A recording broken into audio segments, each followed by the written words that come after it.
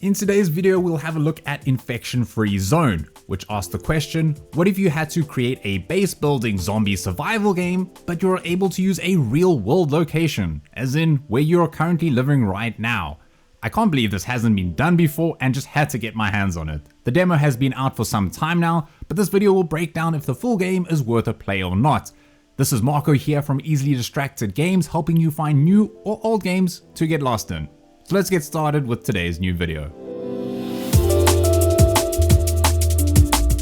From the developers who brought you the hidden gem 911 operator, Infection-Free Zone follows a similar layout as the popular emergency game, except replacing 911 calls with zombie terror. The devs had a smart idea here, as the 911 operator uses real-world locations too, and it also has a similar vibe to it. So I guess they just thought, hey, well, we're a little late to the zombie party, but let's just give it a go. The game takes place after a global zombie outbreak where you have a small team of survivors desperately looking to find other survivors to help kill all the infected and to build a new home. This does give off some Project Zomboid vibes, however, there's more of a base building element, so it's more similar to, say, Banished, which, man, wasn't that a brutal game. The plot, well, I mean, it's a zombie game. Pull any plot from The Walking Dead, Left 4 Dead, Dead Trigger 2, Dying Light, Plants vs Zombies, and you'll get some sort of what's going on here. Basically, people have been infected by the mad virus, which took over the whole world, as well as the top spot for the worst name for a killer outbreak. What I did enjoy though, instead of the devs just putting in mindless zombies along your way, there is some plot weaved into the game, with radio broadcasts unveiling more of the surroundings as you progress further. Port spotted!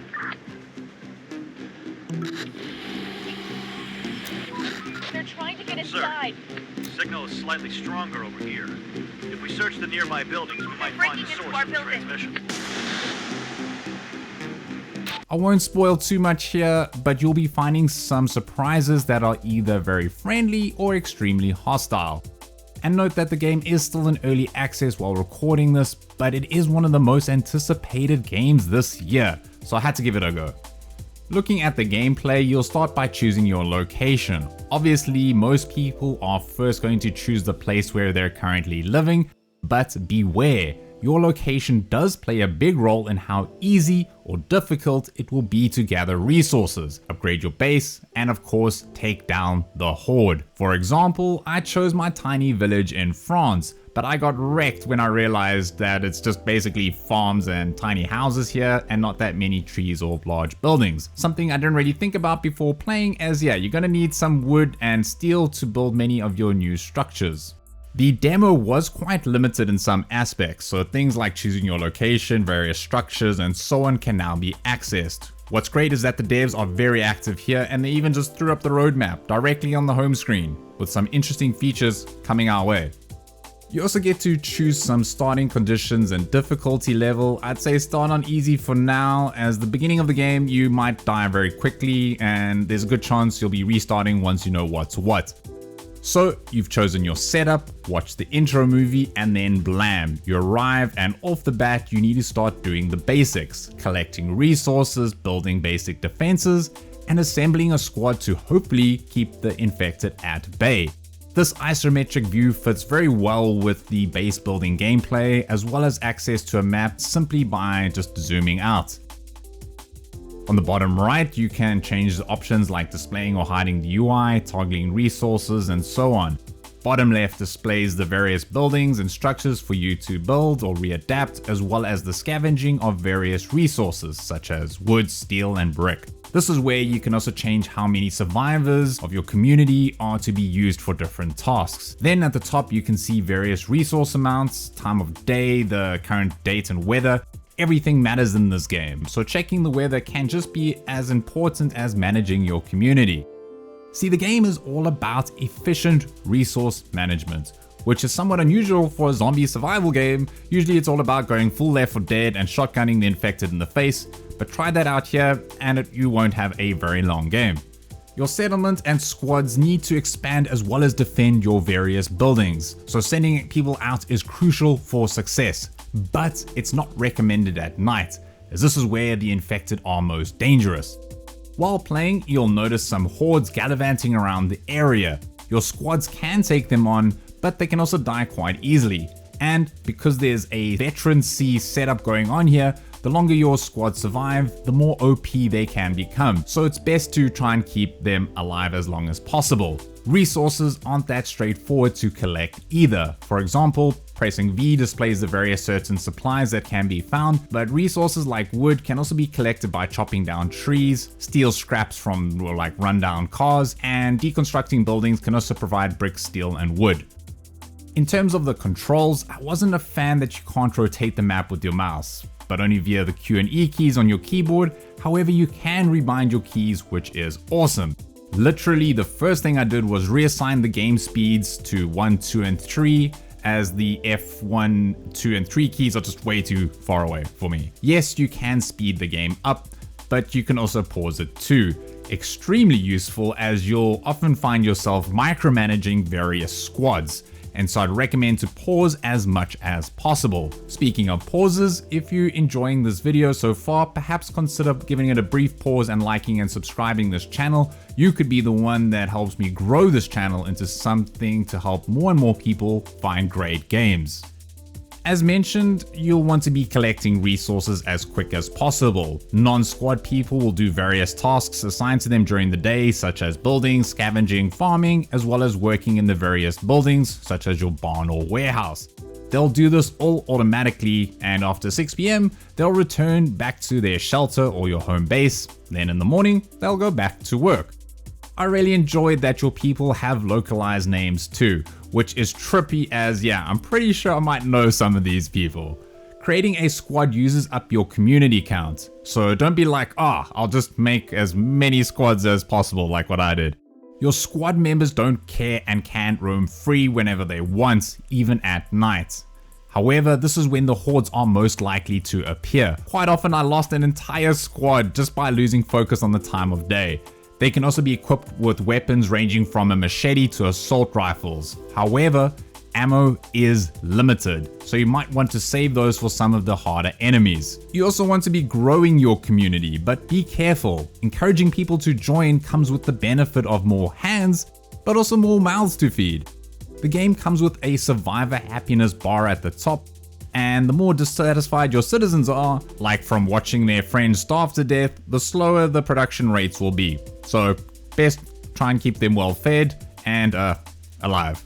Now, once you've got the hang of collecting resources each day, you can start to research more technology upgrades, which improves things like your farming techniques, better weapons, and so on. For instance, one of the first objectives is getting a radio tower to help find more survivors.